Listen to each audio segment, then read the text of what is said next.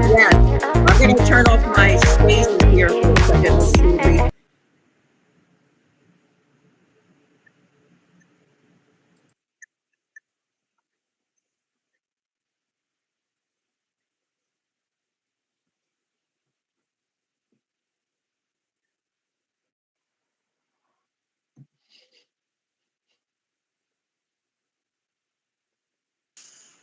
I love everyone dancing.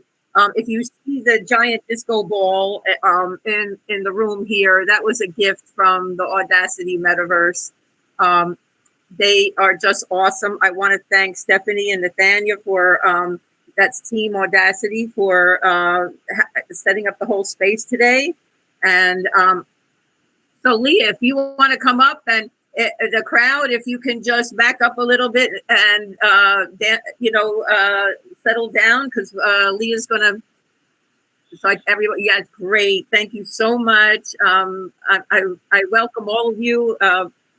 So I know we're getting an echo on Twitter Spaces. I'm trying with my mic to see if this is possible, but I think it's a little bit better right now. We'll see if that echo comes back. And oh, I don't know. Let's see. Let's start. Let's introduce on the metaverse, and then maybe we'll see if uh,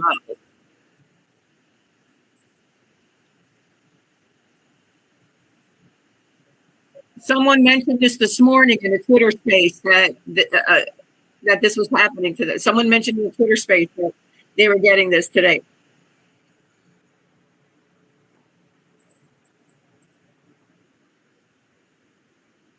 Oh, it's great to see you, Leah. Nadia, I see Imam Kamor. I see you in the Twitter space. Why don't you come on up? Hi, hello.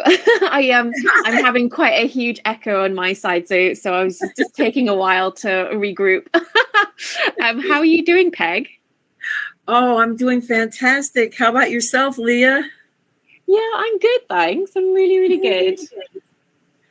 This is so exciting, and I am a fan a long time, and you know, I asked Leah quite a while ago if she would come and do the space, a Twitter space with me on a different show that I had, and it just that the times didn't work out. Especially I was on a show previously where the other co-host was in Australia. So I just love that we're global. Okay, we have everyone here. My co-host is the mompreneur, and I don't know. I don't see. Is that you? I can't see because the I love all this technology, but we're just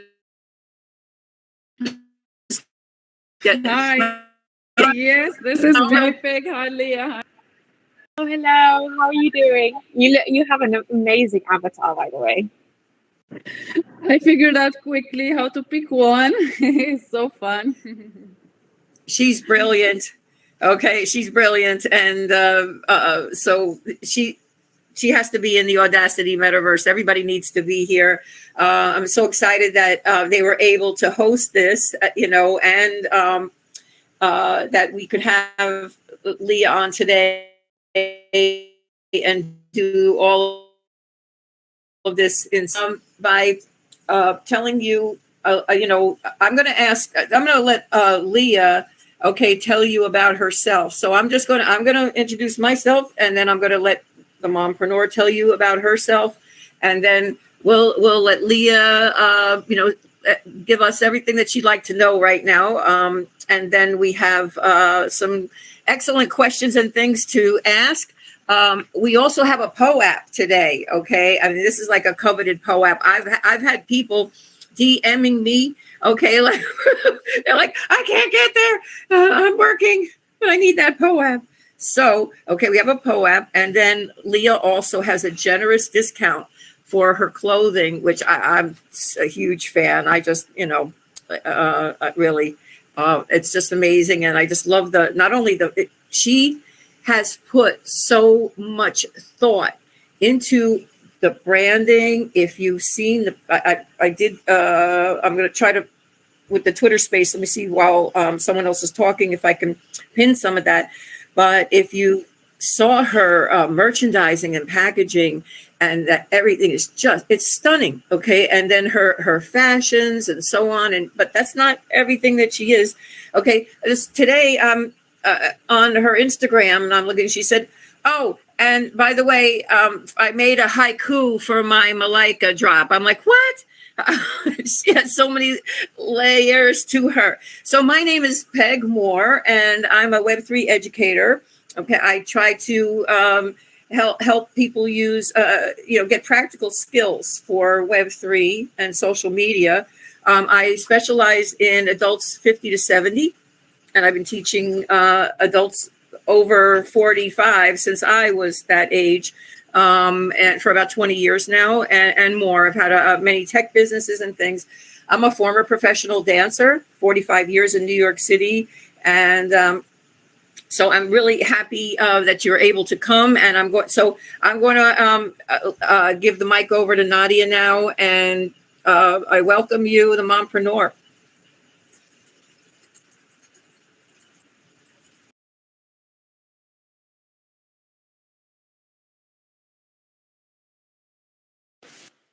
Oh, is the mompreneur anywhere?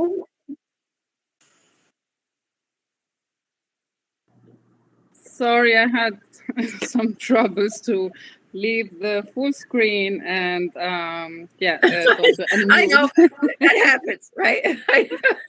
Yes, absolutely. And this is how we know, even though like we've been using it for a while and everything, but it just takes, I think, some time to adapt. But I love that we're doing it. This is the future of social media. This is how people will be meeting and doing things online in the future. So welcome everyone, especially Peg for hosting this amazing event with AWEDACITY, and thank you, Leah, for the opportunity. I have, so a little bit about me. I've been in the Web3, which is a refuge for me that I found after a corporate job for 10 years, and that ended with the corona. And I got married, had a baby. I've been in the Web3. Let me just, maybe.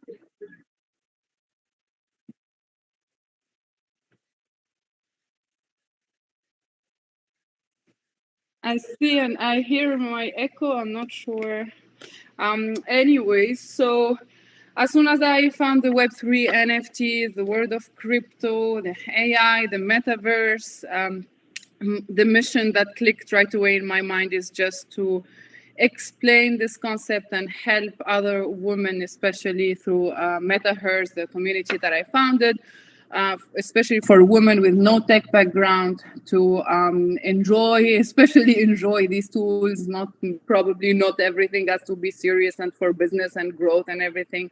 Sometimes it's just, to make, I don't know, like vision board event, or just like connecting with other women, and that's what would make us, more comfortable using these tools. So I'm very happy and excited for today's event, and I can't wait, I try to get in with my Oculus with the goggles, but for some reasons I couldn't find the app on the store. So I sent them on the App Store. So I sent on Cyber a message. If they can help me finding it, it would be amazing if I can have the full immersive experience. Otherwise, even on the screen, this looks very immersive and amazing so far. Thank you so much. I know I love it. And so you and I have been connected a while now, doing this type of thing. And I just love the mompreneur, Nadia. She's really, really innovative and, always ahead of things. She's got a lot of great ideas going on with AI. So I'm going to introduce Leah Sams and the power of women. So Leah Sams is the artist and founder, and she of the Power of Women, and she's based in London. She has bold, striking work, and that's how she describes herself. And I would say that it's really stunning. I love her fashions. If you, like I said, everything is so well thought out. I just love the chip. Okay, she could tell you more about that. I'm sure she's going to be the best salesperson for her own garments, I'm sure. I've seen her work at NFT NYC. I've seen her work at the World of Women. Her fashions were not only on display, but they were for sale. I mean, this is just, I have to say, like I said, some creators, they're able to just get to, one level because that creative, process and everything is really overtakes you. But Leah has been able to, get her products out there, her fashions out there, and then get them into, some of the greatest spaces. So Leah, I want to welcome you, and everybody, we're going to give you some applause here. We don't have I don't have a virtual thing. I'm going to work that out. But I'm so excited that you're here.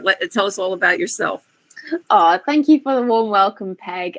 Yeah, I think Peg sort of introduced me quite well.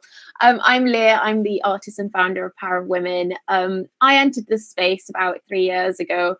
And I was just coming in as a digital illustrator, not really understanding that technology, but was so blown away by the sort of revolution that sort of art and tech and community brought to sort of what an artist's life could be. And so I've been here building Power of Women.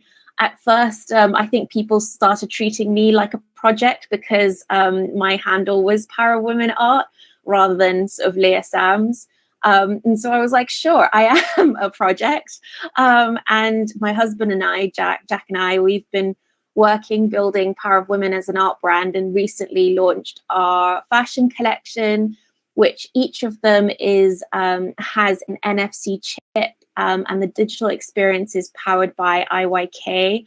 And each garment is minted on the Polygon blockchain, which is really, really cool. So if you buy a garment, you can tap your phone on the chip and essentially claim the digital twin of your garment, which is really, really cool.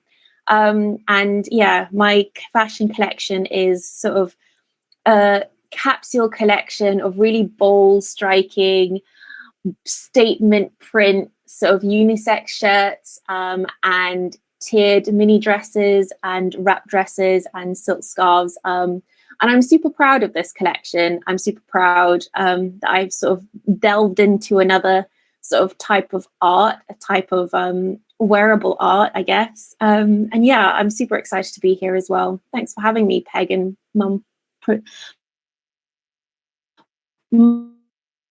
Mumpreneur.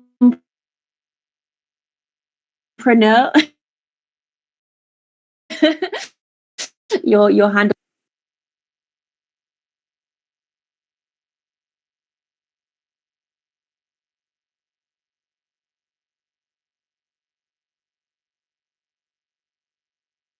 Back here, so many devices. I just love this stuff. This is like, you guys, I'm like a child with all of this technology and everything. This is so much fun. Really, not in my wildest dreams did I think that the universe was going to give me this, and it's everything I ever asked for. Okay, so Leah, now about the Paradise Collection. Okay, what inspired you to create the Paradise Collection, and can you walk us through your creative process for this collection? Sure. Yeah. Well, I met a good friend of mine, Shreya, who is also an incredible artist. She has sort of like over a decade's worth of experience in the fashion industry. Found herself quite tired of that industry and with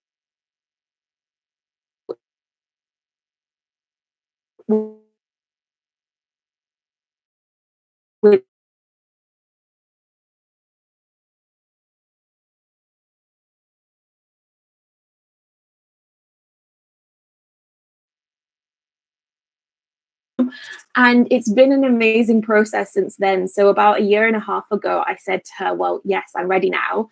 What can we do?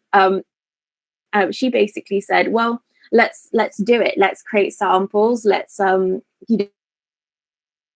create patterns. Let's get samples printed. Let's try out our fabric. Let's figure out silhouettes. And it's been a really educational process for me because she's literally held my hand through the whole process.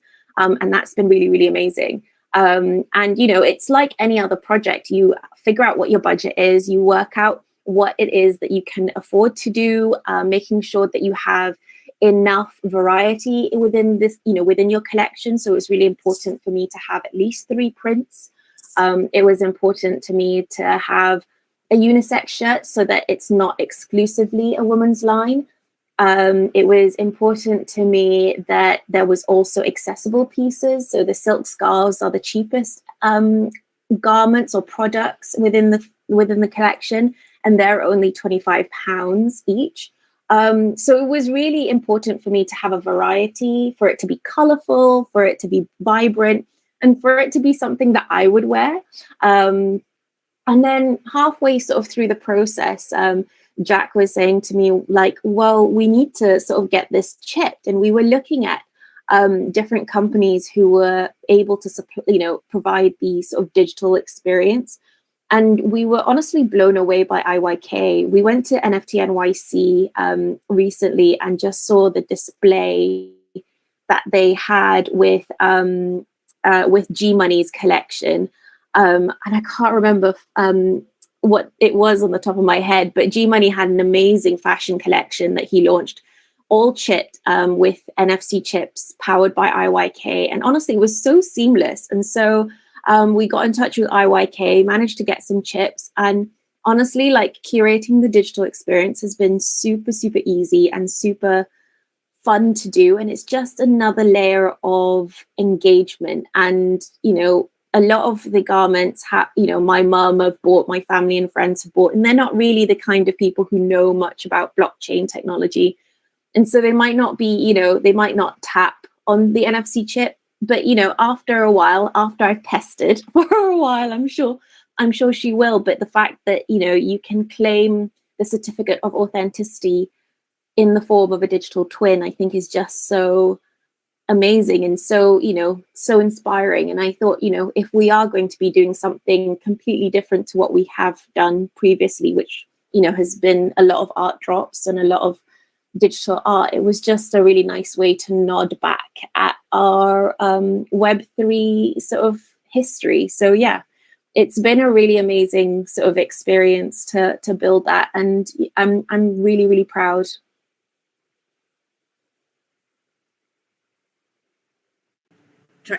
And again, with the Paradise collection, how is it unique compared to your previous work? I know you said you collaborated with her, but are there any specific themes or messages that to convey in this collection?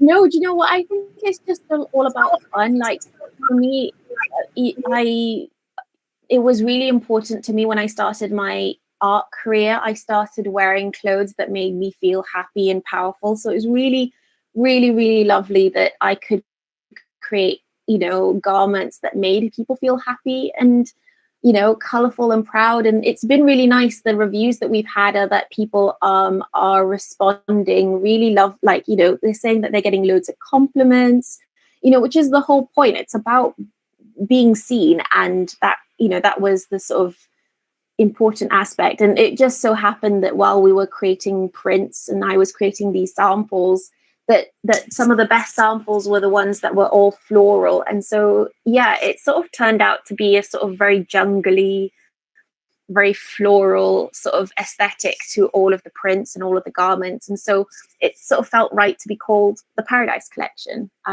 It just felt really, really right and really nice.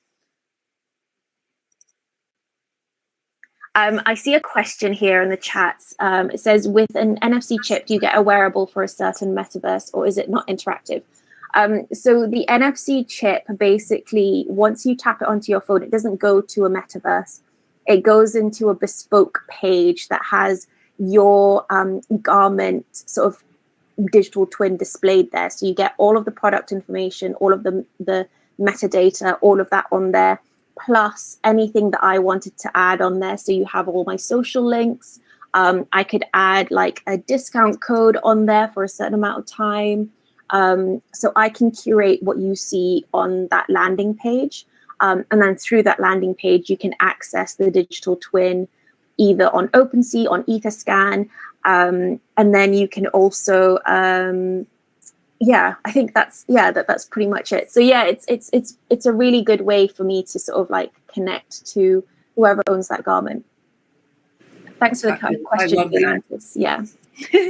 I know, I love that. And I also love your color palette. I love the palette that you've chosen for this collection and for the next one. So I'm going to turn it over to Nadia for the next question. It's been a pleasure listening to.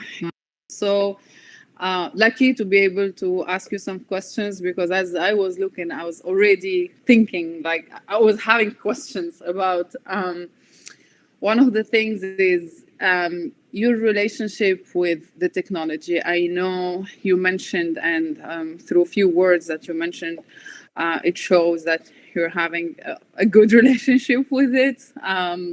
So would love to hear how it started, how you felt when first finding yourself in this world, and how did that relationship evolve, and what would be your advice for an artist who's totally new to this? I just love how you're taking your art and all what you're doing to another level through the technology. So would love to hear. I know it also might not be all easy. So yeah, what's your story about that? Would love to hear it. Yeah, it's a good question. Well, good several questions actually in there. Yeah, so when I entered this space, I actually didn't know much about the technology, what NFT was, what blockchain technology was. Actually, when I shifted careers, my husband shifted careers as well. We were both in theatre. And then during the pandemic, everything slowed down for him. I lost all my work overnight. And then through sort of like trying to stay creative, I found digital illustration. And honestly, it's been like such a life-changing moment finding art in the form of digital art, and just, you know, crafting art, like, you know, all of that stuff I love. And, you know, it, for me, it was the first time I felt like I was truly in control over my creative process. And what happened was, when my husband became a firefighter, he got put into a crew that were obsessed with NFTs and crypto. And so they just kept on talking about NFTs and crypto. And so then he decided, well, I need to know a little bit more about NFTs and crypto if I'm going to keep up with the banter. And so he then eventually showed my art, which is like very, at that time, very feminine, very flamboyant, very, you know, female gaze. And when I shared it, when my husband shared it with his crew, they all replied like, "Oh, I'd buy that as an NFT." And of course, when Jack told that story back to me, I was like, "Well, what's an NFT?" And so we were like, do you know what? Let's just give it a go. We started a collection, which is essentially all the artworks I was creating once a day during lockdown. I had 50 of them that I decided were really, you know, good enough. I launched the League of Extraordinary Women as a collection on OpenSea, and then amazingly sold out within like 3 hours, which was absolutely crazy, because I think in that moment I was earning more money as an artist than I had ever did throughout the whole of COVID and lockdown as an artist selling on Etsy. And so I was like, oh God, this is amazing. We need to learn a little bit more. And so it was through that process that we were learning more about what NFTs were, what the technology was, why there was such a community building, you know, cultivated around this technology. And I thought, wow, what an amazing space to be. At that time, there was like this rise of like women, female projects. You know, we had World of Women, we had Boss Beauties, Women and Weapons. And, you know, we had loads of these female projects. And I think people saw Power of Women as another female project that they could get behind. Lo and behold, it was actually just me and Jack trying to just be trying to just support each other, trying to be an artist. But what happened was that actually there was such a beautiful community that was built through, you know, the fact that you can connect to every collector who's collected your artwork, know who they are, interact with them, that I suddenly decided that our artwork was going to be about the stories that they were telling me. So I was, you know, trying to pick up, you know, trying to ask my community for, you know, asking them about my, you know, about their stories. And I was finding these beautiful stories about motherhood, about the challenges of life, about, you know, loads of different things. And I was creating artworks about them and then selling them back to the community. And it was such a beautiful cycle that, you know, Power of Women suddenly became this platform to empower underrepresented stories and have created art specifically for people who always felt that in some way they were marginalized. So it was such a beautiful journey into Web3, such a wholesome journey into Web3. And it's been really great. It's been really manic during the bull market, and then it slowed down really, quite nicely during the bear market. And, to be honest, it's just like any other artist. I mean, I'm just trying to keep going, trying to keep sustaining yourself in this space is really difficult, especially during a bear market. And I think you'd find that with builders, you'd find that with entrepreneurs, you'd find that with artists. And, it's just been a process of trying to, keep doing the things that you want to do, and find a way to do it, and find a community that sort of still resonates you, even after 3 years of being in the space. So yeah, it's been a heck of a journey. I think like my biggest advice is, one thing that I heard about the music industry. There was something about Chaplain Rowan, who has an amazing song in the charts at the moment. Someone said about her, it takes 10 years to be an overnight success.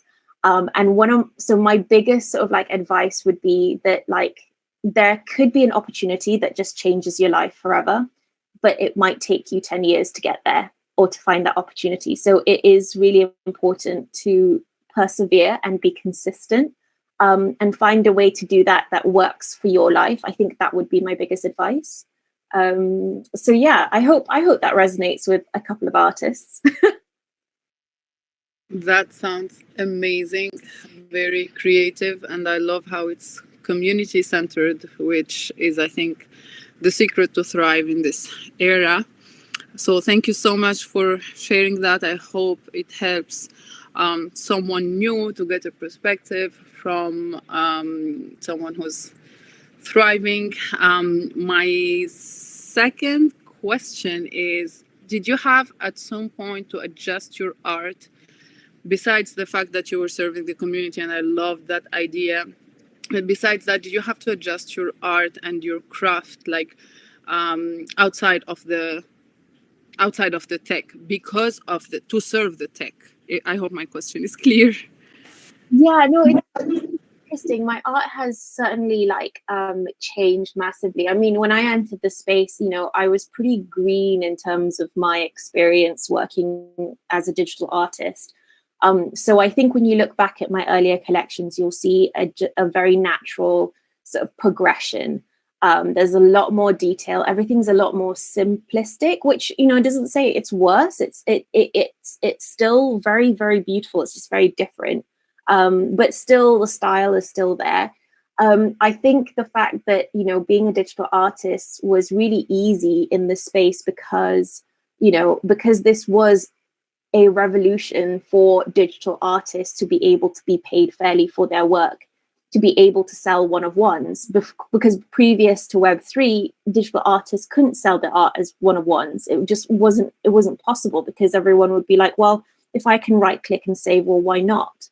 Why should I pay for this?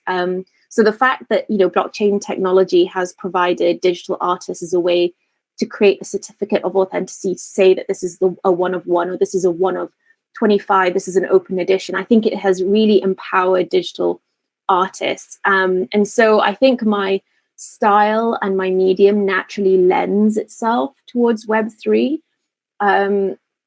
I think that, during, the sort of burnout of the bull market, I think which everyone to some level has experienced, especially if they were on Twitter like all the time, I did need to sort of explore other forms of art. And, I also, I teach a couple of local kids in my area. I do art tuition.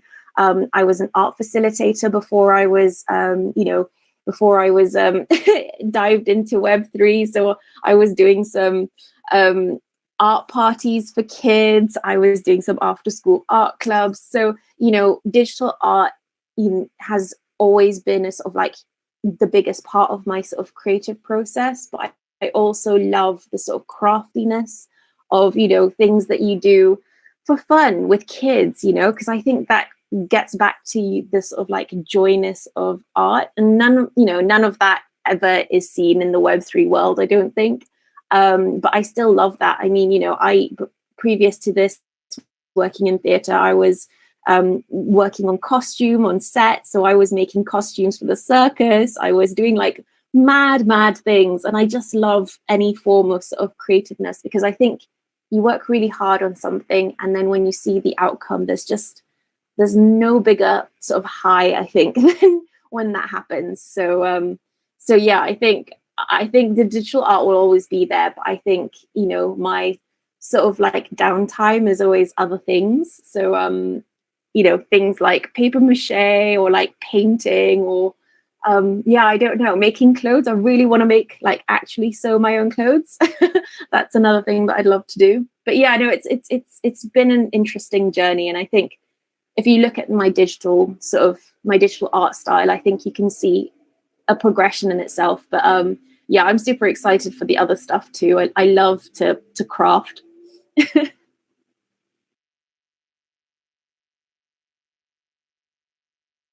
I love finding out that about you as well, because, you know, I have a 45-year history.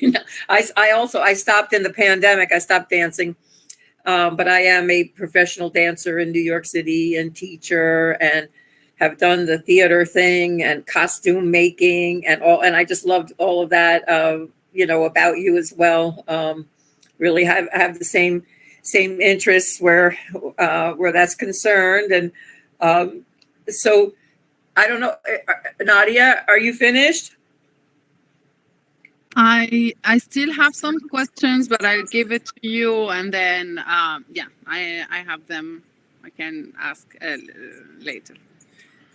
Great. Okay. So I want to know about the Malika drop. If you just give me 1 second here, because my notes just went up the. So you have an upcoming art drop, which is today, okay? And you can tell us all about this. Really exciting, and about your on Floriculture World on Foundation, released just today, okay? And so if you could tell us more about Malika and what's the story behind this artwork. Also, why did you choose, you know, Foundation? Would love to talk about Malika. Actually, Wildy Martinez, also known as Wildflowers, she's also part of this Floriculture Foundation World, and it's been really great. So a good friend of ours, Jack Pitry, has decided to create this Floriculture Foundation World, create all this sort of like bringing together all of these artists, creating works sort of around flowers, flora. And it was really, really lovely to be invited. And he has curated some amazing artists. And every month there is a group of artists releasing artworks. And honestly, if Jack asked me anything, I would do just about anything for him. He's so lovely. He's an amazing artist in himself, and he's also a graphic designer. But unfortunately, I couldn't join the first couple of exhibitions, which happened on previous months. But I was able to release Malika as part of this exhibition. And it is a limited edition of 15 artworks at 0.01 ETH. And, you know, when Jack invited me to be part of this, the moment he said Floriculture, I was like listening to Miley Cyrus and her song Flowers, which I think is a remake of another song by another artist. But it was all about sort of like female empowerment and self-love. And I was just like, you know what, this is what my onto in artwork, this would be it. Yeah, I created Malika as a sort of like ode to, I don't know, like a love letter to yourself, I think. And I decided, you know what, instead of a very cheesy bio written by me, maybe I could write a haiku, because a haiku seems a lot more manageable than writing a poem. But it turned out pretty good, I think. I'm really proud of Flowers, sort of Malika, and I'm really proud of the haiku I wrote for it. Yeah, it's a really, really lovely piece, and it's just, I don't know. Yeah, I hope that anyone who sort of mints a piece feels like they are sending a love letter to themselves. And yeah, and each owner of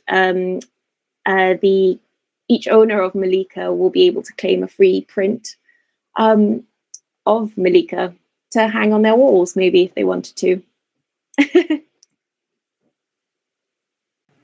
Again, I love the color palette for this drop, and you can see in the on the screen that we have here and throughout the metaverse. If you look on the walls on your way in and way out, we have Leah's gorgeous work. And thanks again to the AWEDACITY team for making all of this possible, and making the Mentorverse look so special all the time.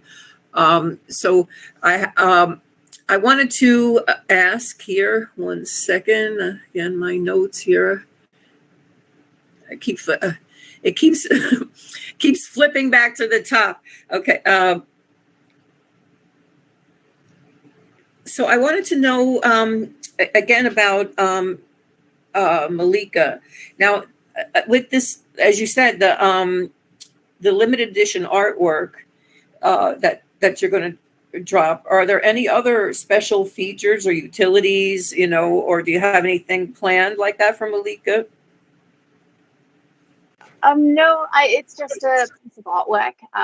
Yeah, I think a lot of unlike sort of a lot of PFP collections or projects, there's not a lot of utility apart from the artwork itself. So yeah, it's been for a long time now. A lot of my artwork has had some utility attached to it, but I think I've sort of like honed into sort of my artistic side, and I feel like the art in itself is its utility. And I think I'm an artist of I've only got a certain amount of hours in a day, and I think it's all about trying to present what you can reasonably achieve. And I think I work really hard on these artworks, and I hope they bring you a little bit of joy when you see them, if you collect them. And I think the stories in themselves are is its own value. Sorry, my tense is really terrible. It's 8 p.m. here, so my language deteriorates the later it gets in the evening. But yeah, it's all about the art for me recently, and the fashion. It's all about the fashion itself. I think my work just, I hope, speaks for itself, and I hope that's enough for whoever sees it and whoever collects it. Yeah. Before I turn it over back to Nadia, I wanted to know, do you see any future trends in fashion that might emerge, or have you come up with something new that, what are you seeing for the future of this emerging technology? That's a really interesting question. I think it was very interesting having visited NFT Paris this year, especially because it was happening the week before Fashion Week. So there was a lot of fashion brands there, and the thing that kept on being talked about was digital twins. So it was really interesting to see that the technology was sort of gearing towards that. It was not the fact of having an NFT and being able to claim physical merch. It was actually to be able to have garments that were chipped or luxury goods that were chipped, so that you had a certificate of authenticity. So you were able to sell it on and say, this is the authentic sort of brand. I think that was a very interesting thing to come out of it. About my experience, I think the big conversation that I was seeing at NFT Paris was also AI, and how and use cases of AI in the creative process. I've heard some really interesting sort of ways in which companies have been really using it specifically for certain things to enhance their product, rather than just using it in everything that they were doing. And also, the bigger the brand, the more liable they are for things like IP rights, questions on, the right to use any of the data that gets inputted into AI. So it was really interesting conversations about where it was going. But, I think in terms of the fashion aspect, a lot of bigger brands are looking at producing less, but being able to be part of the long usage of a garment. So being able to be part of the process when you sell it on, if they were able to be part of the secondary sales, the royalties, they maybe don't have to produce as much. It was an interesting thought, but certainly digital twins or product passports, those were the things that people were talking about a lot at NFT Paris, which I thought was very, very interesting.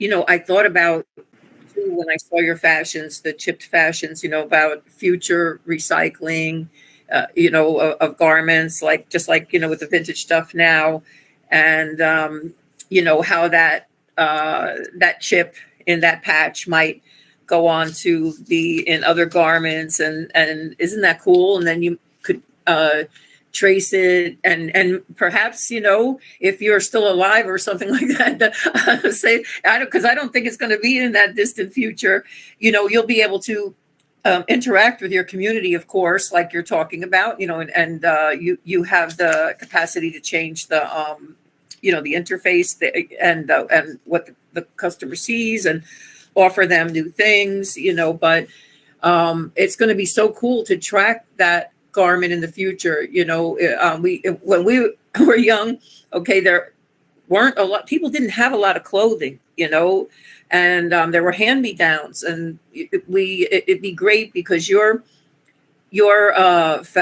fashions definitely lend themselves to reselling and regifting and things like that.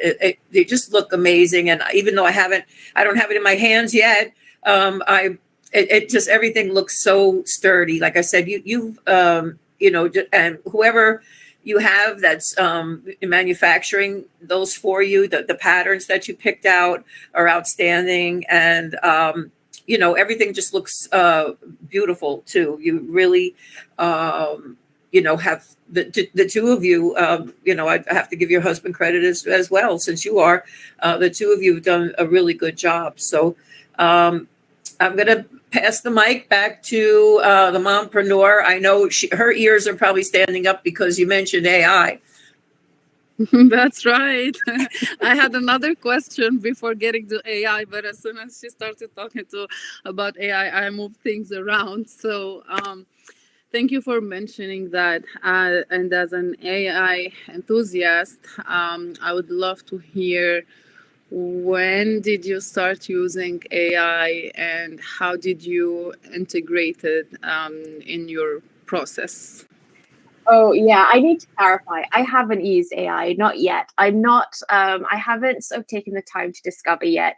It's just, I think there was some interesting conversations at NFT Paris that I thought was very, it was very exciting. I think you can't go to a conference without someone mentioning AI and talking about, how it fits into sort of like culture, Web3 culture, sort of business culture, everything, process, artistic process, creative process, enhancing sort of business. I think, there's nothing that AI won't touch soon, I think.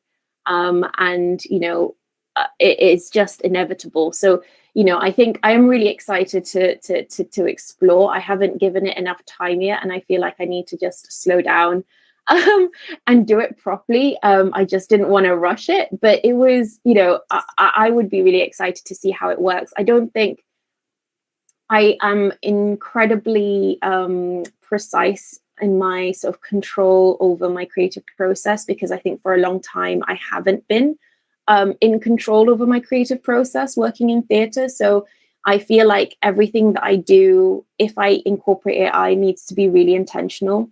And I need to feel like I am in control over the process.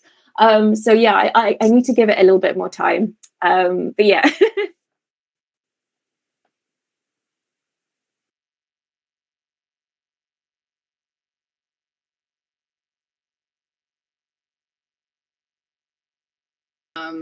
has its own.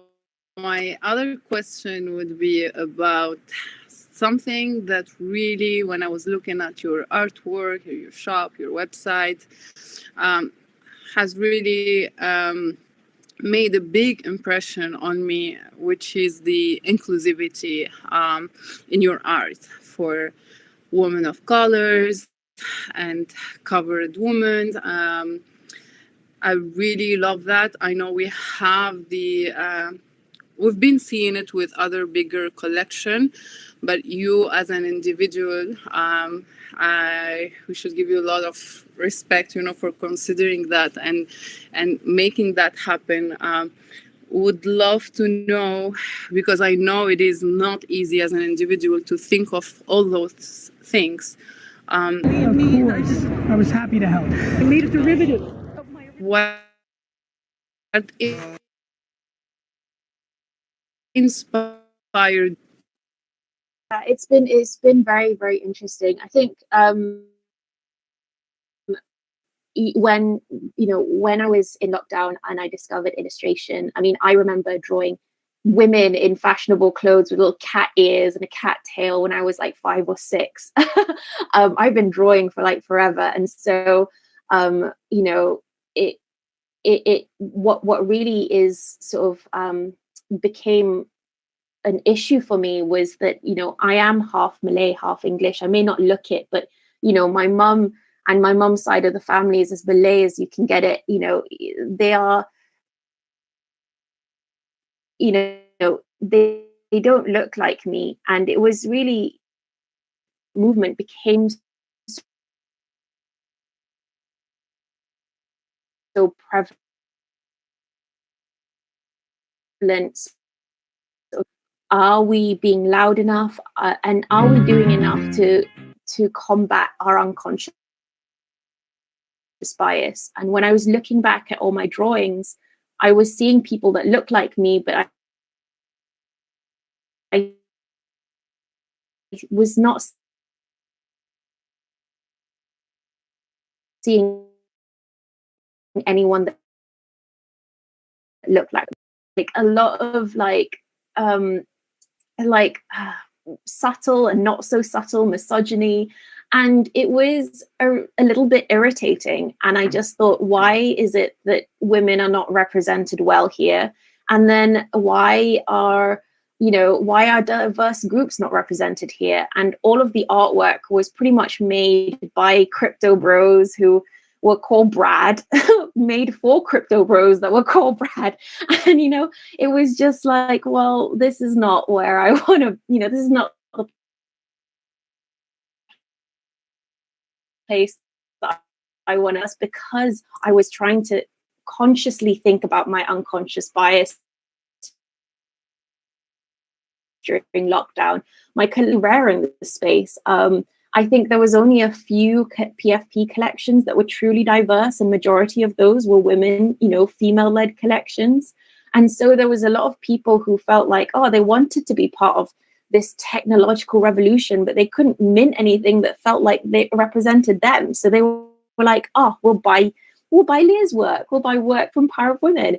And then what happened was that I started listening to these stories, and these stories were suddenly, it's not just a case of diversity, it's a case of underrepresented stories. There were stories on just when we were talking about motherhood, I was holding a Twitter space on motherhood with about 200 people in the space, my first space that I was hosting. I mean, it was absolutely wild.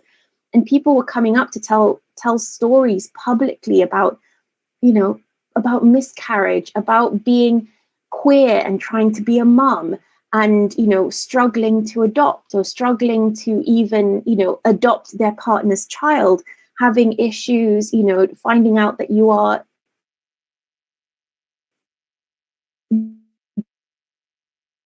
disabled. And it was just all of these, and that was just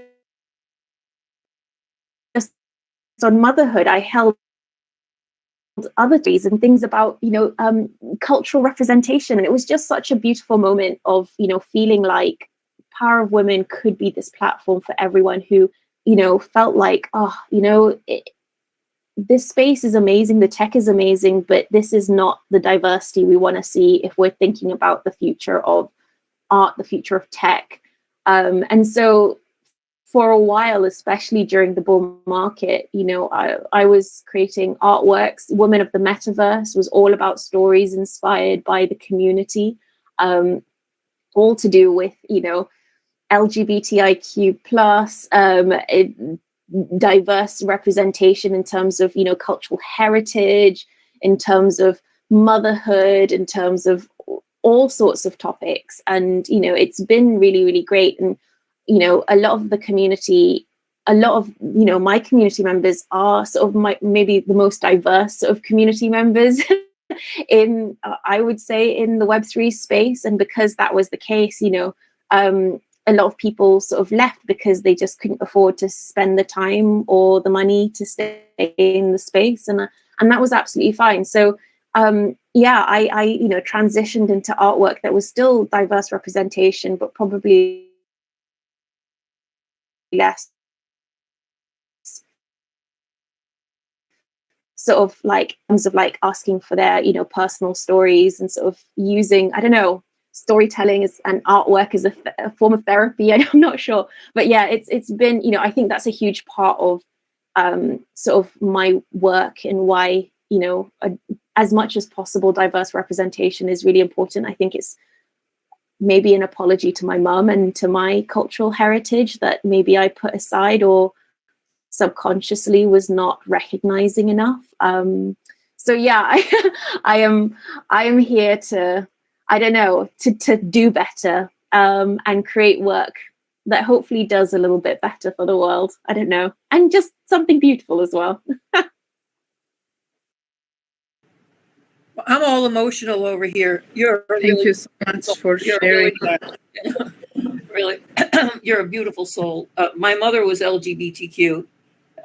She's deceased now, 20 years, and but you know, thank you so much, Leah, you know, for just being who you are, and being inclusive. A lot of us are you know, mixed ethnicity and race, especially in Europe and in the US where I am. And I'm Hispanic, okay, ethnicity.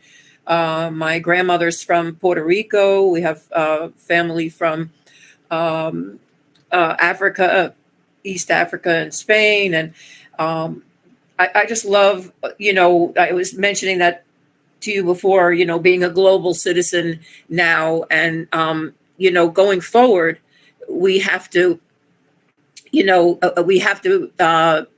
you know, make this a better world, like you're saying, and recognize that, you know, we all came from, you know, from different places that, you know, flavored us, spiced us, and made us who we are. And we all, you know, but we all deserve to be here.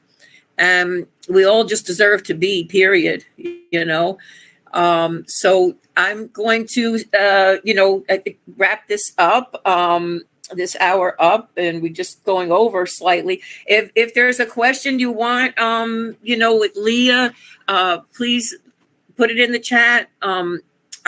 I hope you'll come back again, Leah, you know, after you, you know, as your work progresses, and, you know, love to have you come back here. And it just was a pleasure. Like I said, you got me really emotional with that last stuff. You really are beautiful. So I wanted to remind everybody that we have a PO app. And so would you like to if you want to get your PO app out? And Leah, if you give us the code. I've actually been DMing everyone. Hopefully I'm great with your individual link, so you'll be able to look at this. So it does look like a random text, but I just have been trying to multitask. Not very but yeah, if you haven't received a DM from me, just DM me and I'll send you an individual sort of PO app mint link. So yeah, please do that. And Yeah, it's been an absolute Sorry, I was going to pleasure. mention one other thing. Your 10% off Yes, offer yes. for your fashions. Okay, if you could tell everybody where to go, on your page, and the code.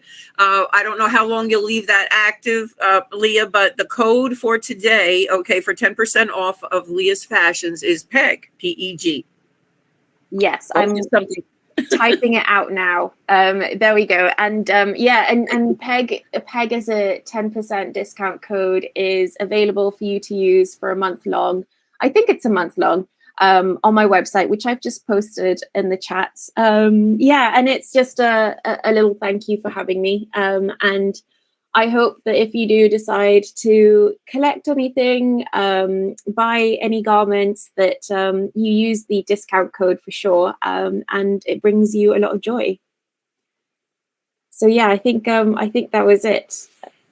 I know it will. Okay, I know. Like I said, these garments are really stunning, and I could just see them, going on for generations. They really are beautiful fashions. Yeah, Maria says, I want one. I know you do. You definitely do. Thanks again, Leah, and thanks to my co-host, Nadia the Mompreneur. We're going to be back with another show like this one in the Metaverse. We have long necky ladies, Nyla Hayes. Okay, so I hope you'll all come back. I've just recently been asked to be an ambassador for Nyla. She's put together a community. I've been with her a while. She's gifted me a couple of long necky ladies, and she's also gifted me an IP. Okay, where it's a dinosaur with an afro. She's a nurse, has little Crocs and a stethoscope on that I can use for my adult community. It's going to be a lot of fun. And my son got a big laugh out of it. He said, "Oh yeah, they're your community. They're dinosaurs." I said, "Yeah." So Leah, thanks again for being who you are and for coming to the Metaverse. Thanks, to your, I have to give flowers to your husband too for everything that the two of you are doing. It's great that you're working together. And again, Nadia the Mompreneur, thanks so much. Why don't you unmic and say goodbye?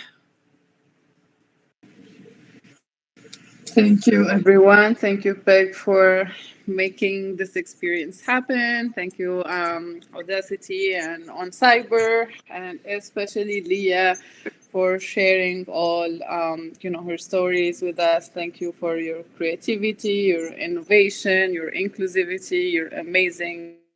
And we're here to support artists like you. It was such a pleasure. And thanks to the team at Audacity.